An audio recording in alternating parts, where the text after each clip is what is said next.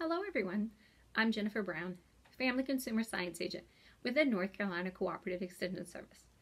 As you are busy at home preparing meals for your family, I just want to kind of review some of the different knives that are out there that you can use to purchase to help you in your kitchen. So you don't have to have all these. Mainly the thing that you really need is a good chef's knife. So this is something that I use for most of the things that I'm preparing. You want to make sure that you have a good grip on it. Actually, what we recommend is you grip it right here, making sure that it's providing support, so that way when you're chopping your stuff, you have a good support on the knife. If you have your hand back here, it's more likely to wobble. You also don't want to have your finger out there because it doesn't provide any stability, and it's actually will make you wobble even more. So making sure you're getting a good grip right here. Always paying attention to where the point is, making sure that when you're walking around the kitchen, you're not flailing it about, and you're always keeping it down by your side, and you're letting anyone else know in the kitchen that, you know, I'm walking by you and I have a knife. So that's our standard chef knife.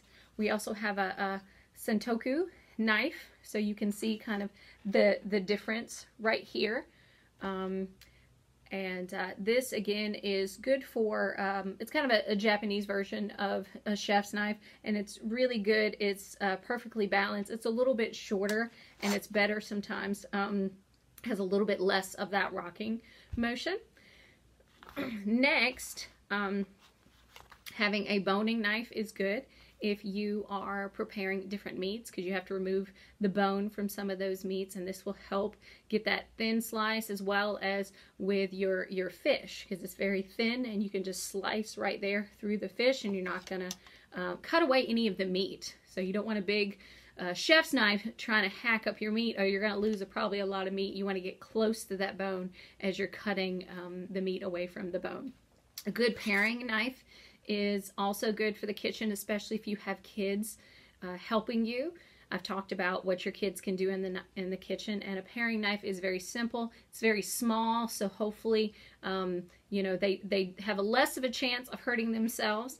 And again, just having a good grip on it, and they're not they don't have too much to worry about there. But this is really good for chopping up some fruits or veggies, and when your kids are kind of in that older elementary school, middle school type thing, they can probably use this, making sure that they're always being monitored, they're always being watched, that they've been taught food safety. You're not going to give a kid a paring knife until they've done some other different things in the kitchen. To make sure that I keep all of my knives nice and sharp, I have a knife sharpener.